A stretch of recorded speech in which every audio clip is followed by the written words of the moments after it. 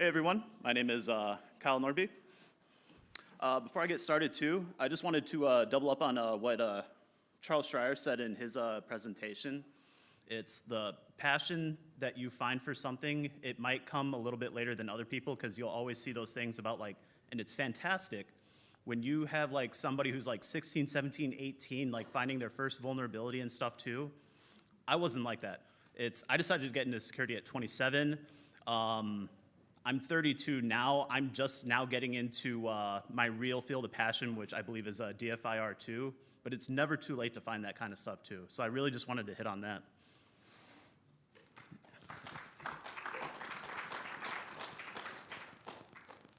So here's the best slide in the presentation. This is Lina and Jupiter. Jupiter is the more photogenic one.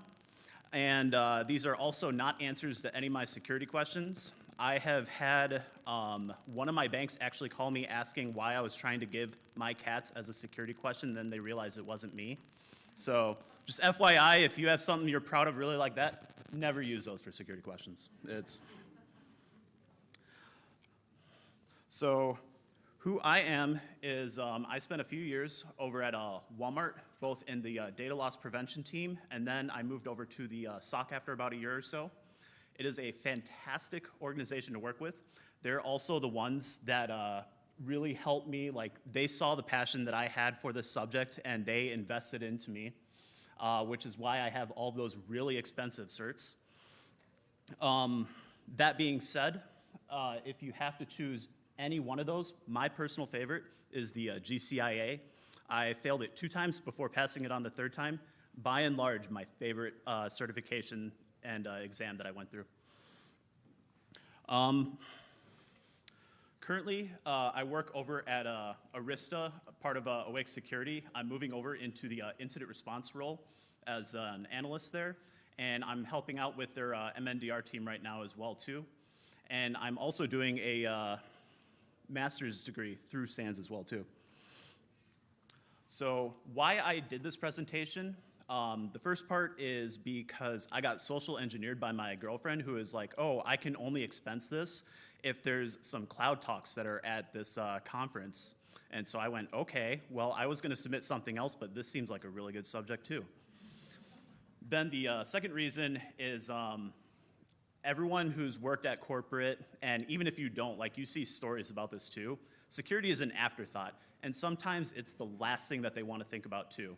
Everything goes into the cloud, and security is just something that gets in the way of doing any sort of business, demoing a project, and it's a real attack vector that I've seen used in the wild, and these are things that I've seen used in the cloud, not necessarily in a corporate environment just for liability reasons, but also just like helping others out with pro bono IR stuff too. And I don't see any real good aggregate resources out there for this too. I actually realized that early last week too. I had about I still have like 40 or 50 bookmarks of like just different things that I was reading and things that I might want to use later on too. There's no real good aggregate resource for trying to figure out these types of things too. You can get really in-depth onto like a specific part like CloudWatch over in AWS. There's some really good guides that go super in-depth into it, but actually doing an incident response, a lot of that stuff that I'm finding is like preparation work that you're going into it, not post-incident.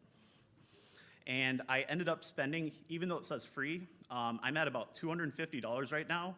And the coverage gaps that I'm gonna identify are because I really didn't want to spend more money trying to figure out like what the pay for solutions were too. So that's something that I really want to try to explore more, or if someone else has experience in it too, that would be fantastic to hear about. So this week, I missed yesterday.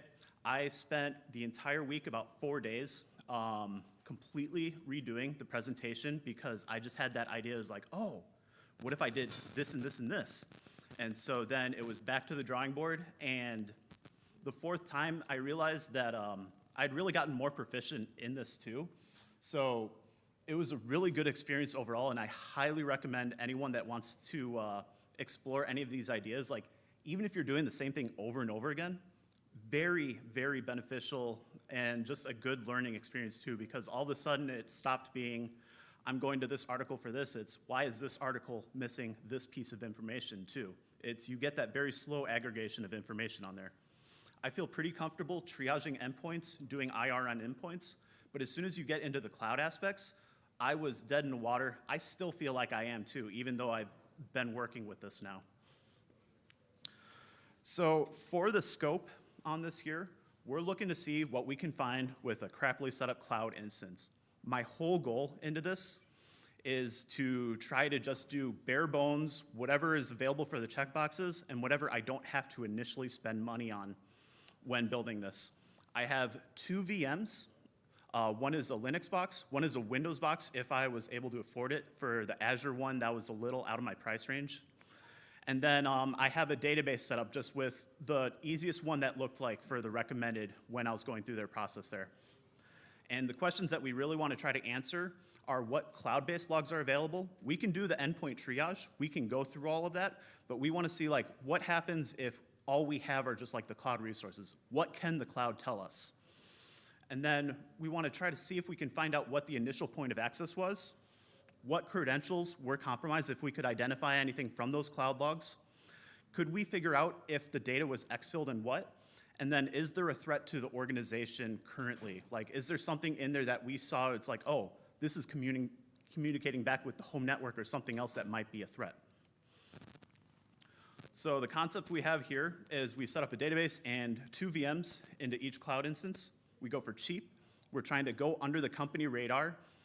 We're trying to spend as little money as possible because we don't want the organization to know, like, oh, we spun up a cloud instance to demo this project. And then we go for default settings. And so the idea is that we get all of this set up, we get live data out on there, and then as soon as we're ready to start handing over some access, APIs and everything over to the vendors, it looks like something got compromised. We're seeing stuff we didn't have in there. And so that's the point when security gets involved. So current status, we're told that there's an unapproved instance of a cloud provider that's out there. Hey, we didn't use the company one, we just made our own, and also we had live data in there. And we don't even recognize one of those VMs. Like, we didn't set that up. And so we want to we do an initial investigation, and we figure out that very likely, just based on some ONSINT and everything, this was very likely just something that was on GitHub because they were trying to prep it for the vendors or something. And it's pretty clear that there's a malicious actor that has abused it just on first initial looks. So here is a student repo that I found too, but this is a perfect example where you can just like search username and password in the GitHub search bar. Don't even have to like do any advanced dorks or anything. You just start getting stuff like this popping up too. It's a very real attack vector, and if your organization is not monitoring this, you are very far behind. And so as the threat actor, we want to set up persistent access. We want to get access via our VPS so that way we have a single IP that we can start tracking stuff from. We want to set up a coin miner. We want to infect at least one of the hosts, and then we want to try to exfil that data when we see it.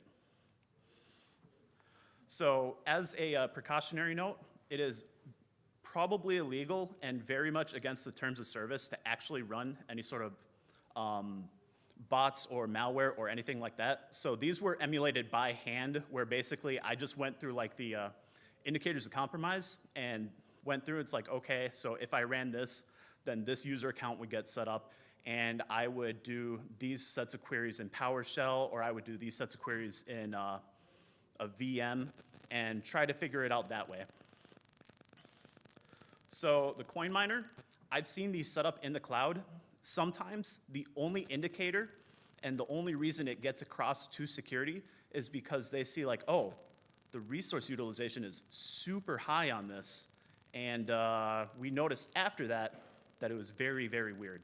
Like, this wasn't something that we did. So then security gets involved.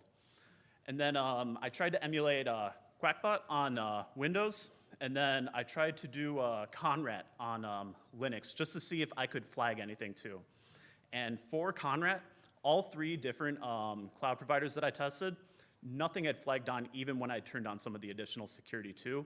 It's something that you need to go and manually hunt out. You're not gonna see that unless you have logging already enabled for those web-based IOCs or like beacons back. So for setting up the AWS instance, we just did the default T2 microserver. We did the database on port 1433. It was recommended. We had a very basic Windows VM setup too, just a little bit of information about it. We made sure that everything that we were doing was just like recommendeds and just trying to make sure that it was all default settings, and we were also logging everything that we were getting here. For GCP, it was really nice because they had a very easy to use tracker on like how much money I was gonna be going into that $300 credit that they give you for a month. Turns out that if you don't pay for it, you can't actually set up a Windows Server instance on there too. You have to do a little bit of extra pay stuff.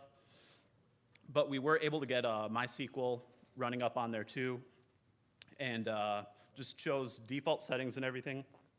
Tried to choose as close to the username as possible just so I could uniquely find it if there were any logs on it. And then setting up a very default Linux instance. So for Azure, this was the biggest pain as far as like trying to figure out ways to do this without going into the pay model. And that's because they have this really cool thing where it's like you can try Azure, get a $200 free credit, but after the second or third time that I use the exact same credit card to authenticate, you're not really eligible anymore. They start saying it's like, no, you need to pay. So I made a new subscription here this week and started going through like all the default settings. One thing to note is they have a free trial option for ATP, but since we're trying to save money, and I'm trying to save money, I opted out of that initially just because I wanted to see if there was anything else that I would be able to find. And let's see. So this option also seemed really good. I had to check this box, but it seemed like something that I was gonna get some better IOCs from, and just with my experience of having redone this a few times, I wanted to see if this was gonna initially catch anything this week, because I just noticed that too. So all of the networking settings, I tried to go either default or I enabled public access after a certain point of time if I couldn't get access to anything. And with Azure in particular, you get these really cool little prompts at the bottom there too. And at the very least, they let you know like, hey, we're not watching this. We're not logging anything. We're not auditing anything. Defender isn't working. And it's very true. So for the database setup, I did a very, very basic and easy, just set up a customer database, set up a customer data table, and then just add in some information in there. I tried to make it look like an actual credit card number in the beginning. Maybe something would catch in there too, and unfortunately it did not on any of those. And one of the things too is I was really, every single time I would find something new, it's like, this is what's gonna give me a whole lot more in terms of logging and everything too. So that way, if I need to do this again for a client when I'm doing consulting, I'll be able to go right here and try to figure this stuff out. That's not the case.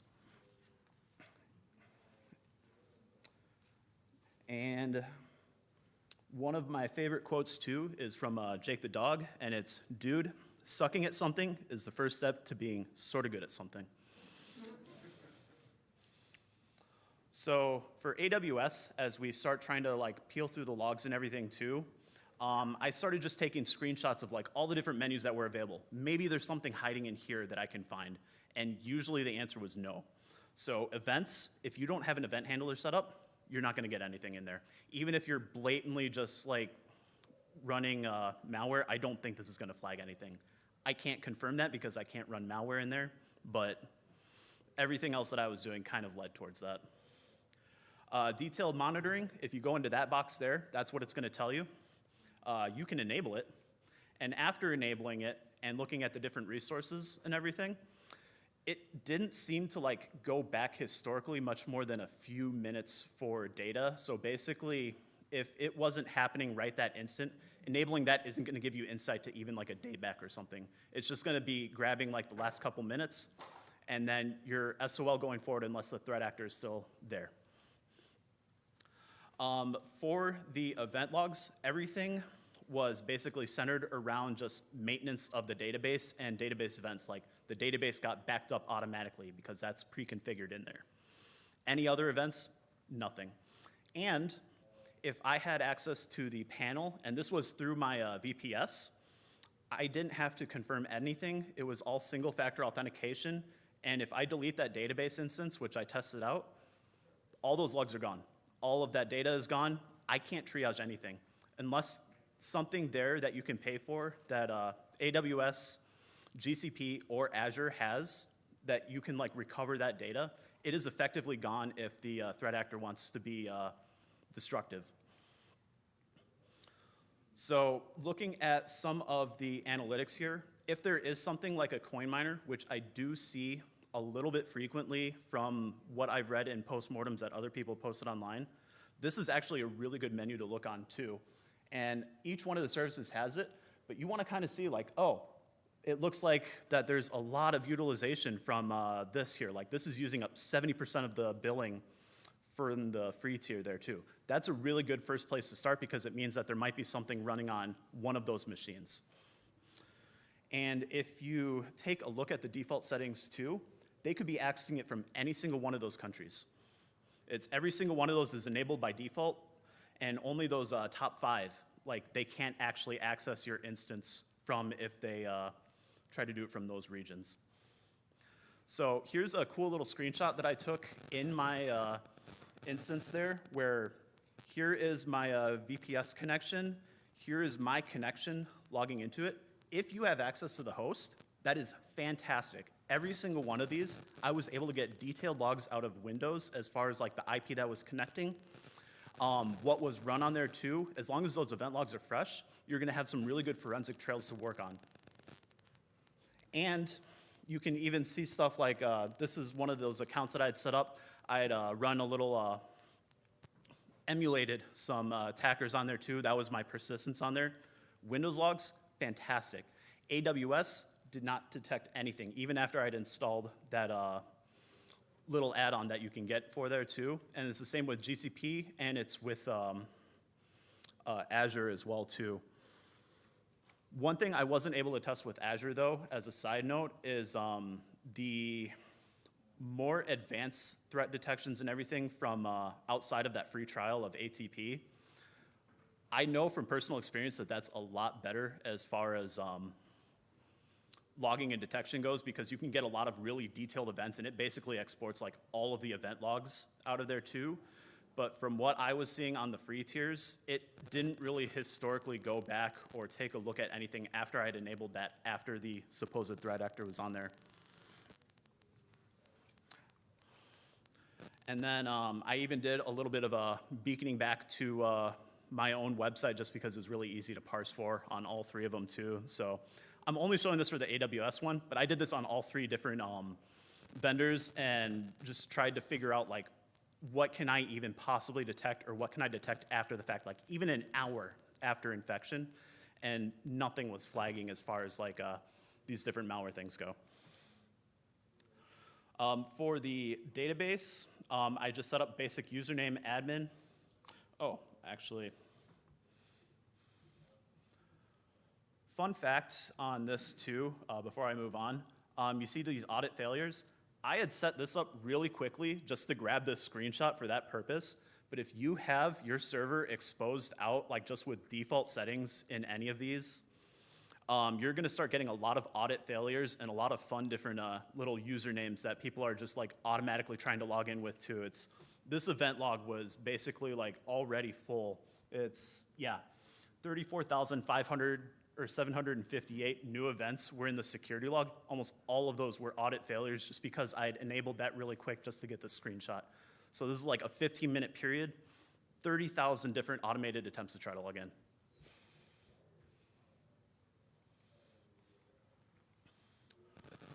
So here's another screenshot too. I did this on all 3 machines, but basically when I connected over to the Windows box, I would just try to make it like blatantly obvious on what I was doing here too.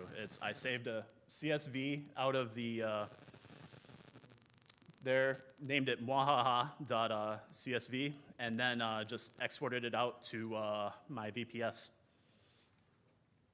And if you look into what the terms of service are for all of these, the text is a little bit small, but basically it says, we, as in the cloud providers, are going to protect our infrastructure, but the cloud space that you're leasing is entirely your responsibility for securing. So by design, all three of these are not meant to be like something that you can just go in, audit, and triage. So what do you do if you run into something like this on any of the providers? You want to make sure to try to get snapshots as quick as possible. I found that that was the easiest way for me to, when I was doing that post-mortem triage and everything on the endpoints, that was the easiest way for me to like get relevant information, because I may be doing one thing, another thing, but grabbing that memory forensics, getting a full-on image of those VMs, that was very easy for me to identify. It's like, oh, here's my coin miner process, or oh, here's that new Linux one that I've already forgotten the name of. And you'd be able to see those processes just hanging out in the background and everything too. But if the VPNs or the VMs are shut off at all, if the machines have been rebooted and it wasn't persistent, you just kind of lose that information. So snapshots are super important, and always recommend that's like one of the first things you try to do is just get those secure snapshots. And yeah, just there, it's even in the free tiers, it was very easy to do that for all three of the providers. So that's something that was very beneficial every single time I did this. So some final notes for AWS. There's multiple different levels of VMs that you can have. You could have something that's not really supported by AWS, but you can just have it hosted on there. You could have an add-on that is installed after you go to some of the more paid tiers. And then you'll get some log aggregation and ingestion into like CloudWatch and things like that. But it really just depends on what machine you're spinning up. Every single time I did this, I tried it a little bit differently, and I would just get different information. There was no logs that I could find in any instance for the free tiers on my VPS connection. Any of the IP connections that I made, the coin miner, even after installing the automatic logger and everything too, I thought that there might be some security or something in there too. It's like, hey, this is making some weird connections out online too, because I ran a coin miner for like 5 minutes or something and then just shut it off. And then there's some really good papers that are pre-set up or are before the incident occurs. There's some really good stuff that you can do to prepare for when these types of things occur. So cloud-based logs, not much. If you can get AWS CloudWatch and things like that set up, you can definitely really, or CloudTrail too is the other one. If you get like a CloudWatch or a CloudTrail or any of those set up there too, and it's still a persistent act, you can start getting some really good logs and start piecing together information, but it requires doing a little bit of an initial investment. Initial point of access, when doing the endpoint triages, we determined those like the logs from the Windows machine were the first one, and then utilizing the logs from the cloud after paying for like CloudWatch and things like that too, we could see it's like, okay, they went here. It looks like they were making connections over to the database and everything. We were able to determine that like, oh, the credentials were cached on the Windows machine for the database access. So those were all compromised, and they even made a new user. So that was pretty easy to figure out, but it relied on those endpoint artifacts. And then was the data exfilled? Looking at the SQL logs, we could see that they ran select star from star queries basically. And there wasn't really a threat to the organization because I wasn't really able to see anything that was beaconing back to my fake company. So for the GCP logs, I have to say, overall, I'm very impressed with the default options for there. I actually had to go out of my way to enable some accesses so that way I could continue on this. I'm not a red teamer. I'm not very good at that kind of stuff. I had to go in and like kind of enable a couple things and take liberties like, oh, What if I already had access to this machine too? So on that note, like GCP is definitely the way to go as far as like default security options. So in here, I had GCP Debian and then just port configuration example, and I had to literally just whitelist my VPS so that way I could keep doing this. I didn't want to expose it to the internet. It's a bad idea, so I just pretend exposed it by allowing access to my VPS. Same thing in here too. It's set up a test instance, and then just off the bat, I really liked that it had more logging, at least as far as like actions and maintenance that was done on the system. It felt a lot easier to browse and just work through. And even so far as without even paying yet, that data down there is the requester metadata. I had my VPS ID, I had the request string, so I could see each one of those unique request strings that I did. And it was the same thing for like doing other beacons back to another machine that I had set up too. So that was fantastic, just out of the box. If you let the logging and enable, or the default enabled logging options, right away just started to populate some data, so I could immediately see like, this is not a good connection, this is not a good connection. It was very easy for me to start piecing that together. And there's even some options too for like the ops agent, and then you can enable the VM manager and stuff like that. And it will provide you a lot more detailed access. That being said though, if you go into the security panel in there, almost every single one of those options is just gonna say, hey, you need to be a part of an organization, or you need to have such and such enabled first. So there's really not much out of the bat that you can like kind of run to triage without starting to enable features or linking it to an organization. Another thing, and this was the same across all three, but I really liked the way that GCP did the console logs and everything too. It's every single one of those connections that I made, I had just a raw output of what the everything was done on the command line, basically. It was really, really easy for me to detect and figure out like, oh, this is what the malicious actor myself was doing. That being said, if you delete the instance, there's no way to recover that. It doesn't cache it or anything, even after loading it. So I really liked how security was ingrained in this. Go out of my way, again, just to get that low-hanging fruit and everything in there. I'm sure there's other ways to exploit it, but it was just kind of outside of my skill set. So this one was the hardest for me to just like try to figure out like where is the vulnerability in there. And then for the logs that are available, all of those logs like showing that connection from my VPS and everything, that was in there for 30 days. You can have those logs in there for a good amount of time, so as long as it's a recent compromise, you can pretty quickly figure out what's going on in there. That said, you still need to have them join a company or an organization, and then you need to like manually enable a lot of those other different features in order to get that more comprehensive logging. The coin miner, I was able to identify as a startup process on GCP alone, but that was only because it was populating in from that VPS, all the different startup processes just in one of those menus. So I thought that was a really nice feature, but I still had to go out of my way to find it. It wasn't like it popped up and alerted it to me. And then here's one of my favorite articles that I'd found through this whole thing too. Eric Evans wrote something on doing detection and response in GCP. And I really adhered to a lot of the different things that he had mentioned in there too. So I just wanted to shout that out. So what was the initial point of access? We can see that the GCP logs showed the user's main account may have been abused to access the database. It was pretty detailed in everything that was getting ingested in there. We could identify that all of the SQL users had their passwords reset after the access. Those logs were just right there. So we could see that the new user account, SQL editor that I made maliciously, was added in there. And then we could see the passwords were changed for the other SQL accounts too. So that was really nice, and we were able to just very quickly, we need to reset these. Was the data exfilled? Same thing as AWS. We can see that the queries were done and everything, but again, that supposes that they didn't do a destructive thing on any of those. So like deleting the database, doing a drop table, stuff like that, you might start losing some of that logging if it rolls off. And then was there any threat to the organization?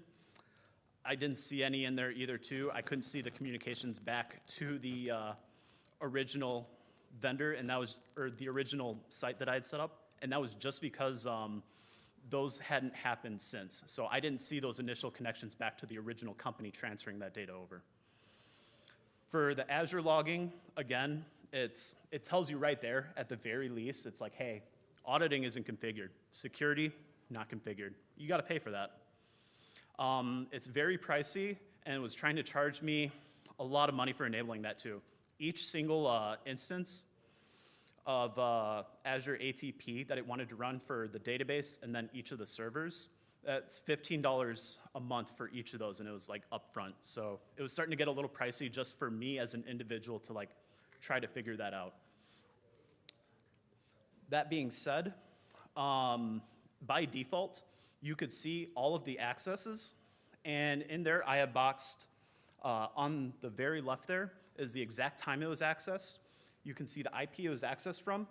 You can see the location based on IP that it was accessed from, and you can even see like, was it multi-factored or single-factored authentication? And in this case, I just abused the single-factor authentication. So my overall thoughts on that is ATP for its logs, as soon as you start enabling them, they're really good actually. They were even going into Windows and pulling like older events that were still cached in there and started telling me things like, oh, this user account was actually created. But you have to pay for that. And you have to hope that those logs are still there. If this is something that's been exposed out for like 2 years, those logs might have already rolled over. It also allows for the ability of custom detections. One of my favorite things at a previous organization was we could just write custom queries based on what we were looking for. Oh, we want to find this IOC. You could run it against every single endpoint that had ATP enabled. And then as long as the logs exist on the machine, you can kind of do that historical backlook. So if the machines are still there and those logs haven't rolled over, you can ingest those in and then just from the cloud do all of that triage right there. So yeah, for this, it was getting health and performance in there. I had also explored around this in there, and I just wanted to make a note of that too. It was nothing really in there that I was able to like use as far as an IR goes. Like maybe if we were still monitoring an active threat or anything, that might have been useful, but otherwise no. And so for the Azure final notes, but it's pricey, but you're paying what you get for there. It's quality event and logs and everything. I really enjoyed cruising through those. It was very easy to do the triage on there. The initial point of access was the single factor authentication into the user's cloud instance in there too. Since they had spun up their own, all they did was set up a username and password, and I was able to see like, oh, this is when that actor logged in. This doesn't match up with the rest of the IPs that logged in. So it's very easy to get a very succinct point of entry in there. What credentials were compromised? As soon as we started ingesting the logs, we were able to see all the different accounts and actions that they were taking in there too, all the different things that were filtered. But without that, there's really no validations or anything that it checks on too. Like if you're signing in from Russia into your account or anything, it's gonna start throwing some flags like, hey, you need to validate who you are. But if it doesn't detect that you're like proxying through something, it's just gonna let you in if it thinks that it's you. What data was exfilled? Again, assuming no harm to the database logs, we can determine that all of the queries that the actor had done too. As long as you're using something like MySQL, which ingests really easily into Azure, you can see all the different commands and everything that was output from that too. And then is there a threat to our org? As long as the event logs from the initial connection haven't rolled over, you could actually see in there too, it's like, oh, this person actually connected back from our setup organization into the environment. But you had to make sure that those logs hadn't rolled over yet on those Windows systems. So as a quick summary, what can be done now? If you're running across this, immediately take snapshots of everything that's available immediately, back up what you can immediately, and if the threat actor is still active, consider additionally enabling additional protective measures such as like a CloudWatch or the GCP logging or the Azure logging. You might start getting some good data out of there that you can use to pivot around in there. And then what can be done to prevent this? Make sure that your business has a plan set up where even if they're doing testing, everyone is encouraged to do subscriptions under there too. It's gonna cost the business a little bit of money, but those default security options that you can force enable on all of like the tenants under your Azure subscription or anything that's happening under AWS, those are gonna be your bread and butter in making sure that your organization is secure. And then every single platform has amazing security measures. They have to be enabled. If they're not enabled, you're basically going in blind and hoping that like there wasn't anything destructive happening, because the responsibility is ultimately on the user when they set up these instances and everything. Further exploration, so things that I want to do more of is I want to, and I had said this a little bit earlier, but I want to make a central repository of like all the different things that you can be able to check in these, because constantly, and this was something that like I can call back to Joe's presentation a little bit earlier too. Do any of you remember like all the different points that you could load that DLL from? Because I don't, and that presentation was this morning. There's no way when you're doing like consulting or triage on this that you're gonna remember every single little place that you might be able to check. So having an aggregate resource of being able to look around in these things, I think is very important and something that I'm gonna continue working on. Additionally, exploring the different types of things in there too. I only touched on the database, one Windows machine, and one Linux machine. I didn't set up anything complicated. I didn't set up a vendor app. I didn't enable APIs out or anything. I didn't set up big data. There's so many different things that we might have been able to get logging on if those were enabled and the attacker accessed it. It's just completely unexplored if you don't have that paid account. And then what can be paid for is I was kind of running myself a little thin on paying, so I had to kind of make some assumptions on especially like the Microsoft side of things too. It's at a certain point, it's just myself as an individual, I'm not gonna pay a couple $100 to figure out if I'm getting good quality logging over the next 15 to 30 minutes too. It's just not reasonable. And then it's just expensive as an individual.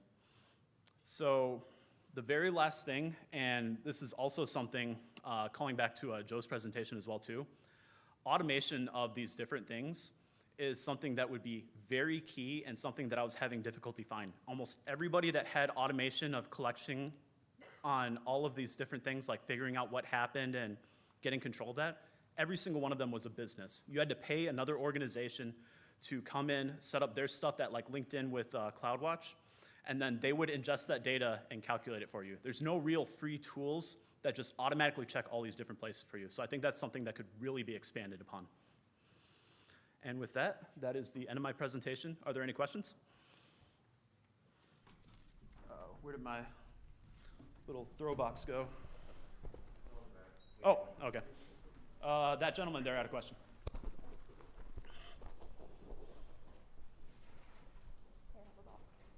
Thank you. So on the AWS, as far as the future things that you're going to look at, is it possible that you'll consider looking into the free tier for CloudTrail and CloudWatch? I tried doing that. If you, and I maybe didn't emphasize this properly and I apologize, if you have those events start happening going forward after you enable it, you start getting some really good quality logging. That's the same for all three of them. But as far as like any sort of historical data or anything goes too, after like 15 minutes or so, like that data is basically just out into the ether. You can't see it anymore. So if that machine got compromised that morning and you investigated it that afternoon, you would not see any of the stuff that happened that morning if it wasn't already enabled. So you're just talking about innately without it being enabled first and then turning it on afterwards? Yeah, just turning it on afterwards. It wasn't something that was recommended to be turned on by default. And so I was just trying to like go through it as quickly as possible to set something up. Because I wanted to emulate basically what an end user would do who doesn't really have a mind for security. It's they're gonna click next, next, next, next, next, and then go to the end product there too. And if it was already pre-checked and everything, I would leave it enabled unless it costs extra money like the Azure one where it was like gonna charge me $15 per machine for enabling ATP. But back to my prior question, would it be possible to look into that? Because I think there's a lot of benefit looking at if you start identifying your critical assets, the critical things that you want to manage. If you enable it and everything too, and that's another really big piece is like enable this on everything, you can start finding some amazing artifacts and everything too.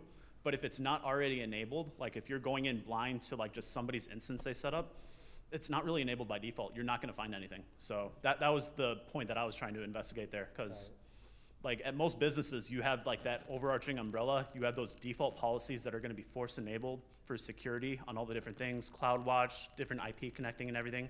But what if your sales department just went and set up something off the network just to get it set up really quick, and then try to demo a product with a vendor? Like that was the idea that I was trying to explore there. Thank you. Yeah, no problem. Are there any other questions? Yeah.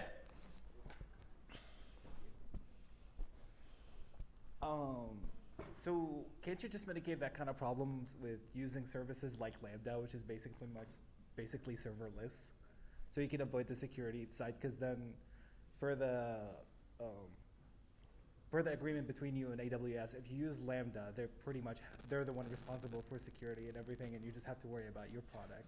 Yeah, so if you go from like just the cloud host as a service, and you start going down to like basically they provide everything and you're just providing the data, you can start getting a lot better security logs and everything in there too. The one thing that I was just really annoyed by, and then I got kind of the question on too, is like if you don't have AdBlock installed, you start seeing those things like, oh, try GCP 3 for a month, or try AWS free for a month, or that kind of stuff too. So I was like, well, that's what the end user is going to see. So that's what I was trying to explore there too, just that very specific divot there. Got you. Thank you. Yeah, any other questions from the audience? Yeah. You can toss that thing too. It's made fluffy so you can catch it. All right, I'll toss it when I'm done. So I'm thinking about the IR pathway. Yeah. You've immediately made a copy of the VM, right, so that nothing gets overwritten. Yeah. But then you want to keep it, maybe not pay for it on the cloud. You want to download that image, right? Did you try that on all 3 tiers? I didn't try to download it on all the tiers. That would be something else I'd have to explore. I do know, I think one of the cloud providers, I basically had to upgrade the storage model and I was able to download it, but it was fairly economical. So I would assume the same for all 3 providers, but just on the free tier, if you don't want to spend any money, I don't think that's an option. Okay, thanks. Any other questions from the audience? Oh, I want to throw this thing. You can throw it back to me. Very good. Oh. Any questions from Discord? Yeah, well, there was a comment on Discord. Yeah. Thanks, Kyle, for the presentation. Automation is pertinent as these threats increase with communication to cloud systems using PowerShell, other scripting forms. Were you able to find anything on GitHub to automate logging, and is that possible? There is a lot of different GitHub projects, articles, and everything else on there too. There's no humanly possible way for me to have read all of them. I didn't find anything that was super pertinent, but there were a couple different like just random repos that would be like, yeah, download all of your logs from this specific type of database or whatever that you have hosted on GCP or something like that. So there are opportunities to kind of grow that, and that's the other, what I really want to do is try to like aggregate those resources into like a single point, because it's something that's a very big coverage gap, and it's the same thing as like the MongoDB when that was very popular to get exploited because people were just spinning up instances and having them default enabled to the cloud. It's just going to be a loss of data, and it's not going to be able to determine if you can even triage it, figure out what was exposed or not too, just because those options aren't enabled by default.